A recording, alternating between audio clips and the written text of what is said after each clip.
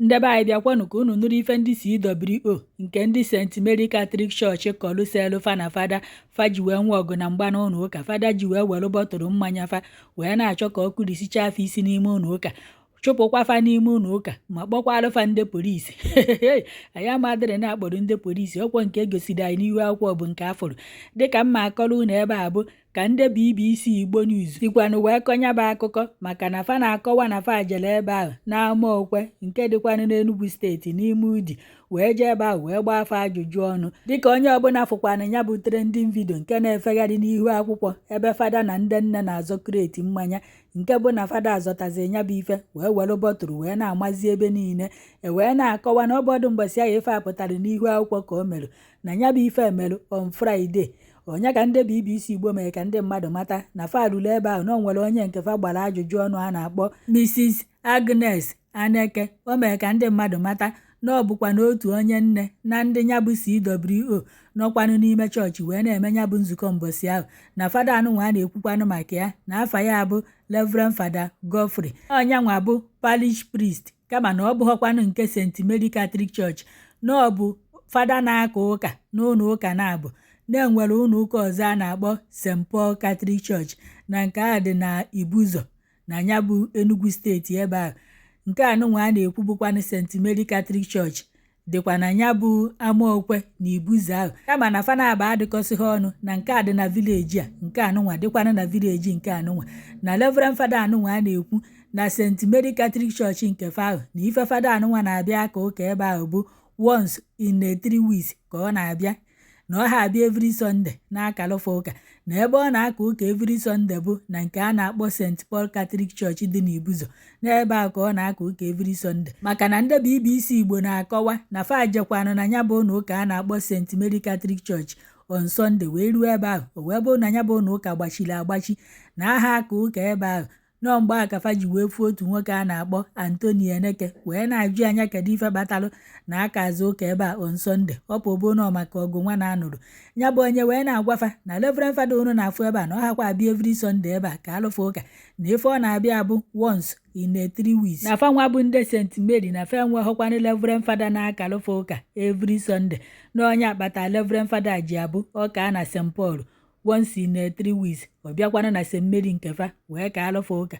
Ebe a ka anọzi wee na-akọ na ife sele okwu mgbọsị ahụ bụ na oge ọbụla a na-eme August meeting na ndị nne nke St. Mary Catholic Church na fanwa na-emela onwe fa meeting nke fa, na ndị nne nke St. Paul Catholic Church ebe Reverend Fada na-akakwa n'ụka every Sunday na fa na-emela onwe fa August meeting nke fa.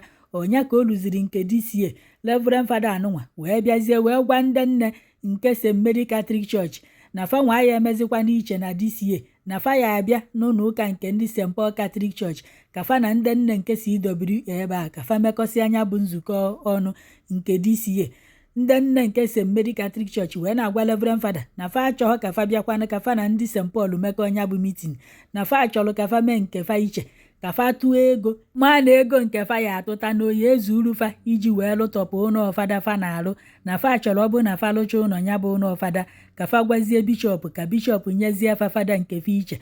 Fada ya da akalụfa ụka every Sunday ka ọ ghara ịbụzi na fa na ndị St. Paul na-eke fada eke ọka ebe a taa echi ya bịakwanụ kalụfa nwa ụka. Ebe ụfọdụ nọ wee na-asị na enwere ike ọ bụrụ na ndị St. Mary achọghọ ka fa jee ka fa na ndị St. Paul mee nya bụ meeting, na-enwere ike fa jee ebe ahụ mechaa anya bụ meeting, ego fa ya atụta ebe ahụ anyị enyenụ fanyanụ, ịma na ego nke anyị atụta ebe ahụ anyị edobanye ya na St. Paul.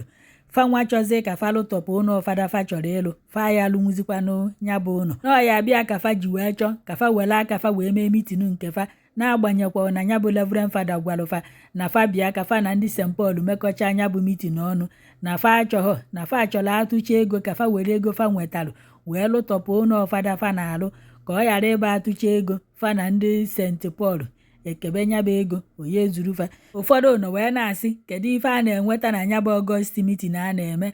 Ụfọdụ ndị nne bụ ohere fa na-eji wee lụọ họlụ, lụpụta ụfọdụ ife, mepụta ụfọdụ ife n'ụlọ ụka, onwekwa n'ife na-emebi emebi ma n'ụlọ ụka ebe fada bi ma n'ụlọ akwụkwọ dịkwanụ ya bụ ụlọ ụka nso. Fa na-eji ego fa tụpụtara na ya bụ August meeting wee na-akwado ụka ma na-emepụtakwa ọtụtụ ife na nya bụ ụlọ ụka. Na ọ bụrụgodu na ife fa na-eme, ọ bụ na nya bụ ife na-ete aka na emechaghị ya datiye na every year abịala Ọgọst meeting na-ayada atụ ego wee fụkwana na ya bụ projekti fa ji n'aka na fa mechakwana ya bụ ife. Ọnya ka a na-akọwa na ndị nne nke St. Mary Catholic Church gwara fada na fa ya abịanwukwana ka fa na ndị St. Paul mee ya bụ meeting ya bụ ife wee wezie Reverend Fada iwe. Mgbe Reverend Fada bịazikwa na ebe ndị nne na-eme ya bụ meeting wee na-achọpụta na ndị nne nupụrụ ya isi na fa emekwana ka ya bụ Reverend Fada si wee kwu.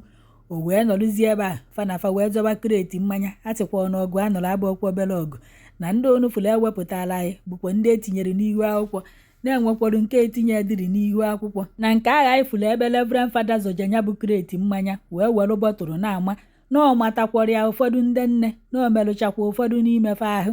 Ịma na ka a na-akọ ya n'ihu akwụkwọ nyaa na ụfọdụ na-asị na Reverend Fada jicha ma ịtarị wee pịa ndị nne nwaanyị ịtarị na otichalụfe ife, mana nwaanyị a na-ajụ ajụjụ mee ka ndị mmadụ mata na Reverend Fada apịa akwafe ịtarị na oti hofe ife. N'ebe ahụ onu fụrụ fa na Reverend Fada fa na-azọ kreti mmanya na ụfọdụ ụmụ nwaanyị ekweghị na fa akwụnyeziri fada ugwu fa na fada wee na-azọzi ya bụ kreti nke bụ na fada anajezifanya wee weluzie bọtụrụ wee na-amazi n'enu na ka ife anụnwa mecha na Reverend Fada anụnwa jezi wee jee kpọọrụ fa ndị polisi wee bịa wee kpụkọrọ ụfọdụ ndị nne CWO ndị sokwanụ wee na-eme ya bụ nzukọ. Ọ dị ka fada a na-akọwa na ndị nne tụrụ ọgụ sọsọ ya amakwa na ife ọ gwara ndị polisi ji wee bịa kpụrụ fa. Ya bụ onye wee na-akọwa na mgbe ya bụ vidio pụtazi wee na-efegharị n'ihu akwụkwọ ka fa werezi ya bụ ife onyonyo wee jewejeru ndị polisi iji wee gosi ife akaebe na fa eti ọkwọ fada ife na fa emetụ ọkwọ fada aka. Na Reverend Fada bụkwa na onye na-azọ kreti mmanya fa jikwa na-eme Ọgọst meeting. Nọ ntu a ka ndị polisi si wee hapụzi ụfọdụ ndị nne fa kpurugoro wee debe na kọstọdị fa wee nabazie na befa. Ebe a ka anọzi onye nke a na-akpọ Maazị Anthony Aneke bụ ife na-agwa ndị BBC na Reverend Fada anụnwa a na-ekwu na otegokwa na o ji wee na-akpaso fa agwa adịghọ mma na ntu o si abịa kakwanụrụfa ụka na ya bụ St. Mary Catholic Church no once in 3 weeks ka ọ na-abịa na o meziri ụfọdụ ndị agadi nwoke na agadi nwaanyị na ụfọdụ aha laikizikwana ije ụka na ọ ya etecha aka bifo afọkwanụ Reverend Fada na ọ na-emezi ụfọdụ ndị mmadụ uchefa a na-apụzi n'ife gbastakwanụrụ ije ụka. Ebe ahụ ka ọ nọzi wee sị na afa na-ayọkwanụ bishọp ka fa gbatalụfa ọsọ enyemaka ma nyekwanụ fa Reverend Fada ya dakalụfa ụka every Sunday ka ọ ghara ịbụzi nke fada aka n'ebe a tata once in a month ọbịa ka alụfa nwa. Ndị BBC mekwa ka ndị mmadụ mata na fa jekwara na St. Paul ebe fada anụnwa na-aka ụka ka eje gbaa ya ajụjụ ọnụ. Reverend Fada wee gwafa na o nwekwa ife fa na fa ya ekwu olesi na nyanwa bụ Reverend Fada na bishọp ekwuchazielu bifo o wee mekwanụ fa nwa bụ ndị BBC accept ka fa wee gbaa ya ajụjụ ọnụ ma ọ bụ onye ọbụla ọzọ ya asịkwanụ ka ọ gbaa ya ajụjụ ọnụ na o nwerekwa onye ọ ya aza olesi na fa na bishọp akpachakwana ya bụ nkata. Nọ ntu anụnwa ka ndị BBC Igbo News sikwanụ wee jee weta ya bụ nta akụkọ. Ụfọdụ nọzi na kọmentị wee na-asị na ọ bụ na Reverend Fada achọkwanụ ka ndị nne St. Mary Catholic Church ka fa lụtọpụ ụnọ fada ka ewetalụfa fada nke fa na ọ bụrụ na ọ chọghọ ọ ka anụ ụka ebe a ọ bịakwa ka alụfa nwe onwe ike ọ ka nke 6 ebe a o jee na nke ọ nọ na ya ọ ka alụfa nke 9 o'clock. Ebe a ka ụfọdụ nọ wee na-asị na ụmụ nwaanyị asọpụghọkwanụrụ Reverend Fada ebe ụfọdụ na-asịkwanụ na ya bụ fada na-ewekwa iwe ọkụ na o kwesịkwara ịnụ ife ụmụ nwaanyị kwuru nụkwanụ ka fa si na fa chọrọ ịlụtọpụ projekti fa ji n'aka ka enyefa Reverend Fada nyanwa kwechiri ọ ka fa bịa werezie ego nke fa ya atụ ebe a ka fa tụọ alụfa fanwa ya adazie akalụfa ụka every Sunday fada ajezie na akalụ ndị ọzọ fa tụrụ ego na ya bụ ife adịghị mma. Ọkwọ nke nnụsị ka m wetara unu.